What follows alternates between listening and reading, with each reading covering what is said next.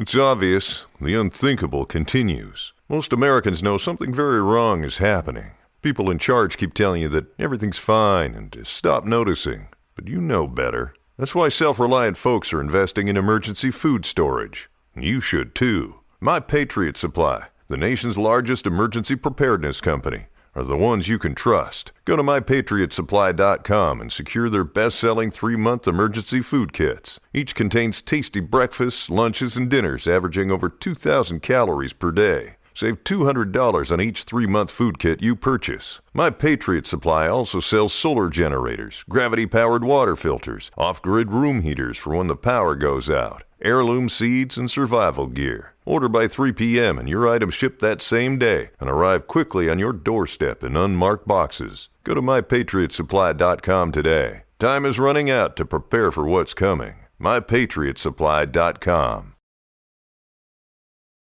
At Grainger, we're for the ones who specialize in saving the day and for the ones who've mastered the art of keeping business moving. We offer industrial-grade supplies for every industry with same-day pickup and next-day delivery on most orders, all backed by real people ready to help. So you can get the right answers and products right when you need them. Call, clickgrainger.com, or just stop by. Grainger, for the ones who get it done. Welcome to the Human Capital Innovations Podcast. We're your source for personal, professional, and organizational growth and development, where we share original research, explore industry trends, and interview executives and thought leaders from across the globe. We hope you join us often for practitioner-oriented content around all things related to leadership, HR, talent management, organizational development, and change management. Maximize your personal and organizational potential with Human Capital Innovations Podcast.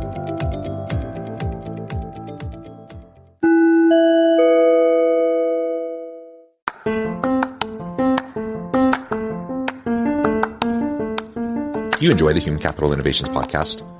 Enjoy ad-free listening by going to the Patreon page, and please consider contributing even at the producer or sponsorship level. And please leave a review. Thank you for your support.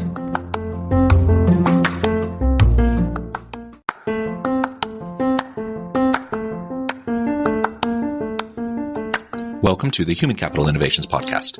In this HCI Podcast episode, I talk with Ciela Hartanov about changing organizational ecosystems and trends in the future of work.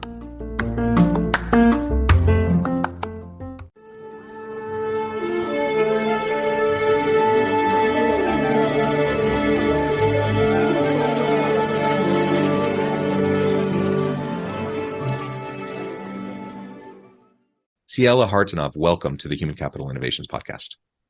Lovely to be here, John. Thanks for having me. It is a pleasure to be with you. You're joining us from the San Francisco area. I'm south of Salt Lake City in Utah. And today we're going to be talking about changing organizational ecosystems and trends in the future of work. I'm super excited to explore all of this with you. As we get started, I just wanted to share Ciela's bio with everybody. Ciela Hartanov was part of the founding team of the Google School of Leaders and head of Next Practice Innovation and Strategy at Google, where she developed projects designed to shape the future of leadership and work. She currently runs Hum Collective, a boutique strategy and innovation firm that helps companies, executives, and teams make sense of forces shaping the future and prepare strategically. She has been featured speaker at a wide range of conferences, from the House of Beautiful Business to the HR Leaders Forum in Australia. She has been quoted in Psychology Today and Forbes, and is sought after for her thought leadership on the future of leadership and adaptable organizations. She brings a multidisciplinary view that leverages business foresight and organizational development to break barriers and invent the next practices for humane, kind, and responsive workplaces. I love that. What a wonderful background. It's a pleasure to have you. I also should note you are Dr. Hartanov. What is your doctorate in? Yes, culture and human behavior. Wonderful, wonderful. It's a pleasure. And as we get started, would you like to just share a little bit about your book that's coming out soon around the nature of work and what it is, how your philosophy on how work needs to change over time and what that's going to look like? Yeah, great. Thank you for asking. And it's a great time to be talking about the book, especially in the context of what I consider the most important future of work advancement is ChatGPT and the evolution that's likely to happen around AI in the context of that advancement. And my book is all about what I call reclaiming sensitivity. And everyone usually has one version of what sensitivity is, which is emotional acuity and emotional intelligence, which is absolutely essential. But when I talk about sensitivity, I'm talking about the wider way that we make sense of ourselves, our world, and the organization. And in the context of the advancements around AI, the only thing that we have left going for us as human beings is this human instrument. So this book and the work that I'm doing with organizations is how do we build out our muscles and our capacities to sense and respond to this change that's upon us. The change is going nowhere. I say we're in the emergent era, meaning it's not just about complexity anymore. It's about these emergent, interconnected, interrelated environments that are colliding and sort of create these unexpected outcomes that we could never have predicted. So foresight is an interesting thing to be doing right now because colliding with the emergent era, scenario planning isn't what it used to be. So we just need to become better at sensing and understanding. And I think that requires us to use a broad set of how we understand our building. Our capacities need to change. Our organizational capacities need to mirror that. And then I even go as far as talking about the society that we're living inside so that these are a nest that really delivers the change we're looking for. Yeah, that foresight and scenario planning, like you said, in traditional strategic planning, it's important, but it's hard. And the pace of change is just so rapid. And then you have new technologies emerging constantly. And in December, we have the unveiling of ChatGPT. And there are other companies waiting in the wings to release their own versions. And it's going to continue early stage, like you said, is absolutely right. It's mind boggling to think where things are going to be in 5 years from now or 10 years from now. We can prepare the best we can. We can scenario plan, but we just have to get better. I like how you talked about sensing. We just have to get better at just being present and sensing how things are changing and adapting and being responsive and proactive about it. So that we're not caught simply trying to play catch up constantly to other organizations that are leading out. I absolutely agree, John. And this is what I call I think this is the major paradigm shift is the transition from the knowledge work era to the perceptual work era. And we've been sitting inside the knowledge work era for a very long time where knowledge, expertise, deep understanding, objective truth has been our way to build organizations and understand what success looks like. And I'm not arguing that success hasn't been delivered. Of course it has. We've seen a lot that has been built on the back of knowledge as we understood it. But as you can see, as AI starts having knowledge and being more smart, what we need to do is also expand our perceptual skills, which is the backbone of sensitivity.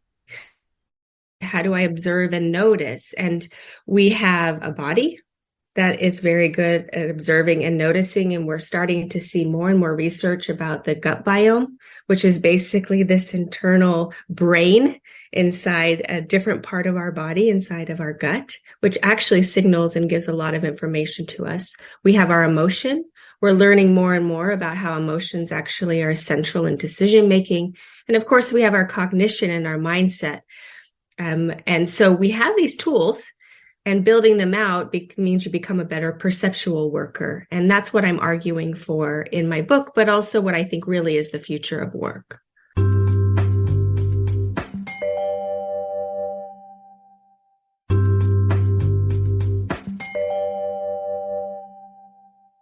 So how are you working with clients? Obviously, you've written a book, you're getting your ideas out there in a variety of different ways, speaking, writing, etc. But you're working with clients around these issues all the time. How do you help your clients to be at the front end of this change rather than being the lagging, years behind trying to play the catch up? Yeah. So there's two main interventions that I help organizations work with. The one is just creating more awareness of the way we need to be. So I run a workshop around how to change your mind about change. And this is about building more agency and resilience in the face of change and considering what it would mean to take control of your mindset. And there's fascinating new cutting edge research coming out of lots of different places. The one that I follow a lot is there's a lab at Stanford that really is showing that the way we make sense of something in our minds dictates what sort of happens. And we know this from the placebo effect in medicine, but this happens in all sorts of other ways. Stress, we see this in the growth mindset research, that how we understand failure can dictate how we behave. So I work with teams, individuals, to help them understand that the notion that their mindset is really the leverage point to accepting and embracing change and being more resilient and adaptable. So that's one piece of work. The second piece of work is much more around the innovation and strategy work. So I run what I call a next practice innovation process, which is all about building an emergent strategy muscle. So it's an 8-week sprint where we go from understanding the trends, understanding the edge cases and what I'm looking for, or where are these early signals of something afoot. And this is not usually in your industry, and it's not usually even a place that you normally would look. So we look for these little pieces of signaling, because in emergence, there's always these pieces of signaling.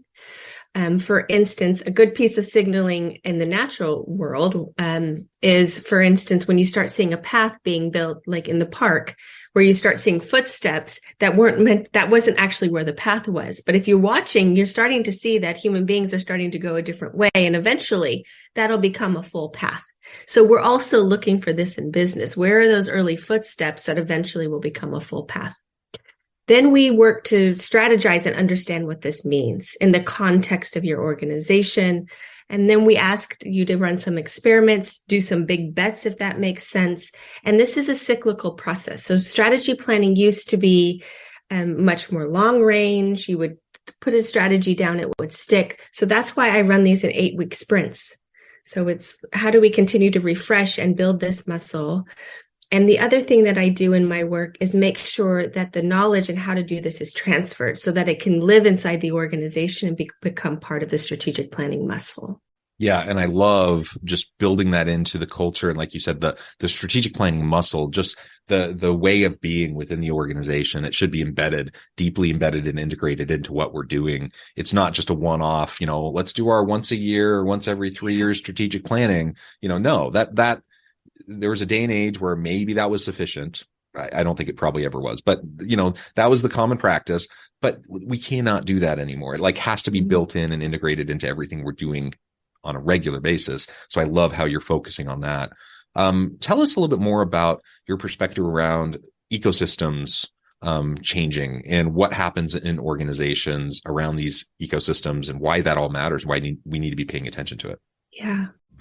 Ew, gotta get rid of this old Backstreet Boys t-shirt. Tell me why. Because it stinks, boys. Tell me why. I've washed it so many times, but the odor won't come out. Tell me why. No, you tell me why I can't get rid of this odor. Have you tried Downy Rinse and Refresh? It doesn't just cover up odors, it helps remove them. Wow, it worked, guys. Yeah. Downy Rinse and Refresh removes more odor in 1 wash than the leading value detergent in 3 washes. Find it wherever you buy laundry products. So there's 2 ways that I think about ecosystems. One comes more from my background in culture and human behavior. Culture is built by human behavior, but it's also a collective endeavor. So I think it's really fascinating to look at the newer research and revelations really that are coming out of quantum theory, which is telling us more and more the nature of reality is that we are this interconnected energy fields. And that means that we're always colliding up against each other. And there's less rigid boundaries around where I begin, Ciela, where you end, John, where an organization begins, where it ends. So what's happening inside the context of this sort of viewpoint, if you take it on and you say there's a sort of unified field, which is starting to be understood to be true. Like it's not science fiction. It's starting to be understood to be true. And we see how we built organizations to be these rigid entities. we start to realize that this is a fundamental sort of wrong construction, because it's fighting against the nature of how ecosystems are built and live, which is to be fluid, is to move with one another. So if you think about industry, I like us to think about, how do we break out of our understanding that there's a siloed organization and you're only responsible for this one piece of the organization. And if you get your strategy right and you get your barriers up right and you get your employment contracts right, then you're not going to be impacted by these external influences. Well, we know that's not true. Globalization has shown us that. COVID has shown us that. So this is a fundamental mindset shift around how we think about organizations as insular entities. They're not. So then that bears the question, then how would you build your organization differently? We're colliding up against this heavily inside the future of work in terms of employment, with people wanting to work in other countries, wanting to work more remotely. And now we're running up against this idea around, well, what does it mean to have an employee contract inside the state of California, inside the United States, inside Portugal, where people are getting remote work visas? So you can start to see that this is not actually philosophical. This is starting to happen in real life. So the question I start asking then is, if we have more of this view about the ecosystem model, how would you change the way you think about employee experience, the way you think about building products, etc.? So that's one piece of sort of the ecosystem itself, is just fundamentally rethinking the nature of how organizations operate and are built. The second piece that I think about a lot lately is, where does employee agency sit inside these ecosystems? In my background around human behavior, it was a multidisciplinary study. So I studied psychology, sociology, and anthropology. So if I'd only studied one and I was just a psychologist, what I would say is that we are individual entities and we're responsible for our agency and we're responsible for healing ourselves to become whole in this world. If I was a sociologist, I would just say, well, we are just a product of the environments that we are inside of. And if I'm an anthropologist, I would say, there's a history of how our cultures have been built, and we're basically products of generations of culture and collaboration. So what if all those things were true all at once? It means that in terms of thinking about an ecosystem model of the future of work, is that we need to look at ourselves as individuals and our own self-awareness, our own evolution, our own agency over how we want to think about our vocation. But it also means that we also need leaders who are able to hold that in a new way and build the constructs in a different way. And we need organizations who realize that they're actually inside a wider nested system of the world around us. So this is where we actually start to get real changes, when we realize it's all this nested system of how the future of work needs to operate. And right now, what's happening is we're rubbing up against a lot of these things where we don't realize that it's actually integrated. And that's the trick, is figuring out the integration. Yeah. And that's, the challenge of traditional organizations and bureaucracies, is that we have everything siloed. And so we have all these integrated and nested systems, as you were mentioning. The only way we can really recognize that and take a systems approach to our decision-making, our strategic planning, and our adaptability and evolution as an organization is if we can recognize it. And most people aren't very well suited for that. Like, we're not trained well. We're specialists within our silo, and we often just don't see those interconnections. I love your academic background. I'm a sociologist, but a lot of social psychology and cultural anthropology mixed in there. So, we're both of the same mind, I think. And I think interdisciplinary work and the ability to integrate is one of the most important human capabilities that's needed for the future of work, for the modern and future organization. And it's one that, frankly, I just don't see a lot of people really possessing well. And in fact, those who tend to possess it, because it hasn't been a skill set or capability that's been traditionally valued as much, they haven't always been able to progress to the levels where they can provide the insights and the input to decision making that's happening within the organization. So that is going to have to adjust as well. Yeah, what we value needs to adjust. And that's the big question here around the future of work is, well, what do we value individually? What do we value as a collective? And how does that lead us to success?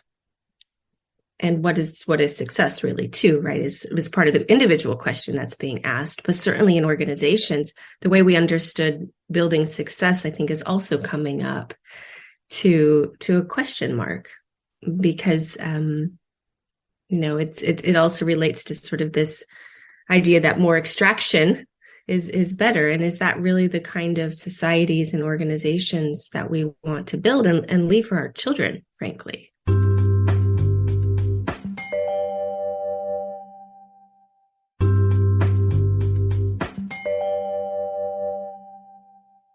Well, as we get close to wrapping up in the next 5 minutes or so, I'd love to just pick your brain about some of these trends. We've already kind of talked around some of them a little bit, but what do you see as some of the major trends for the future of work that you're paying attention to right now that you think others should be paying attention to?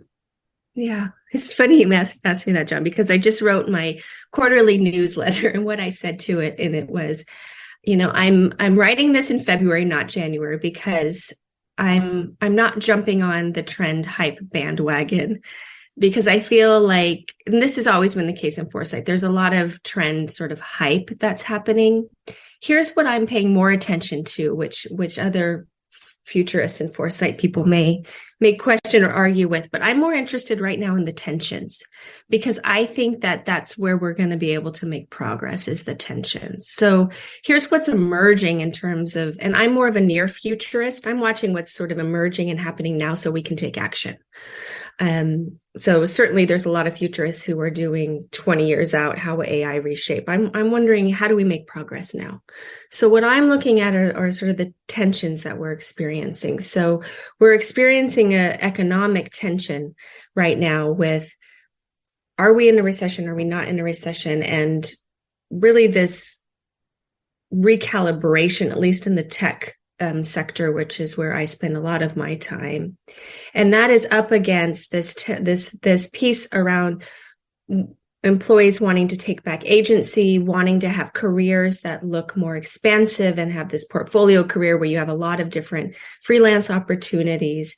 And this was really thriving, but this is going to be coming back up against the current economic situation. So what I'm interested is looking at the in-between, and where is the equilibrium going to come out, because that's really going to shape the long run, the long path. Because right now we're in between these two states.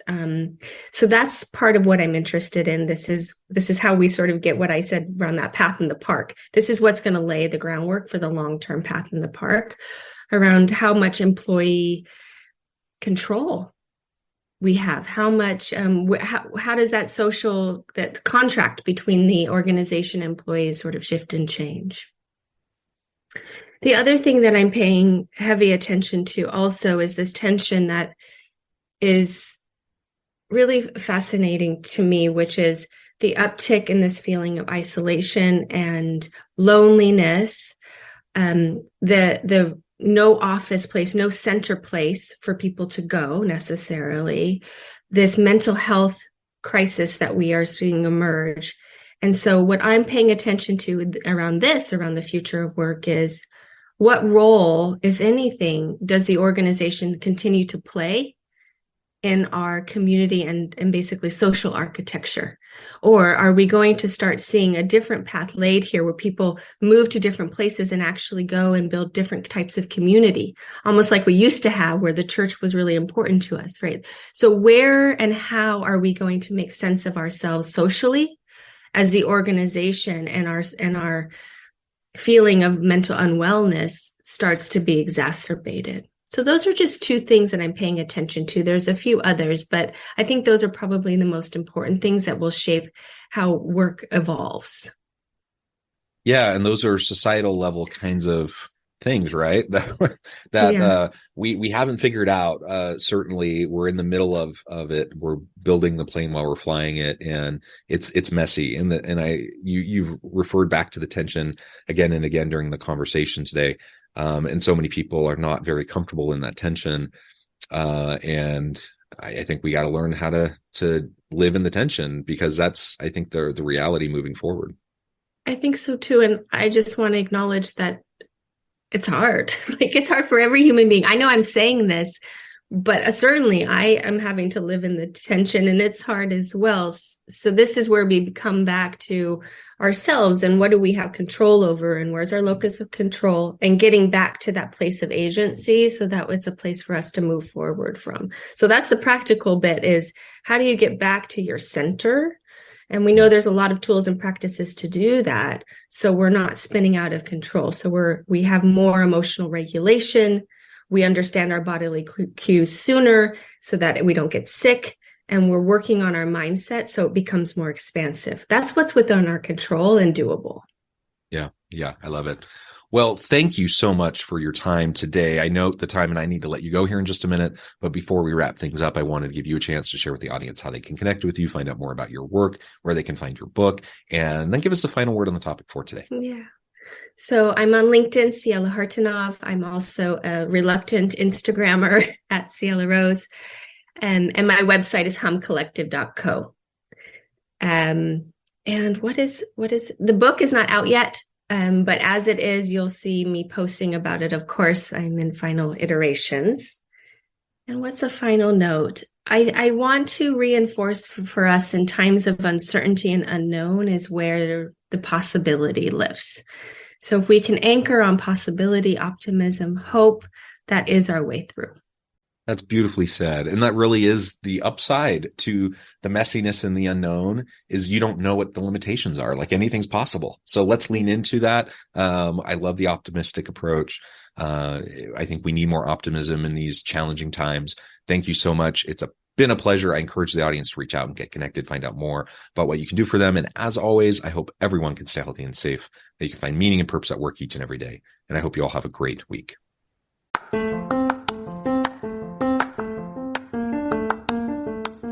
You enjoy the Human Capital Innovations podcast? Enjoy ad-free listening by going to the Patreon page, and please consider contributing even at the producer or sponsorship level. And please leave a review. Thank you for your support.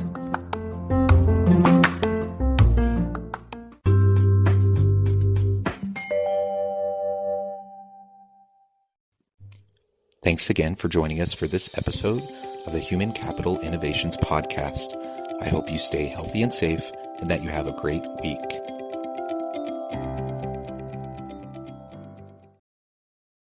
At Grainger, we're for the ones who specialize in saving the day, and for the ones who've mastered the art of keeping business moving.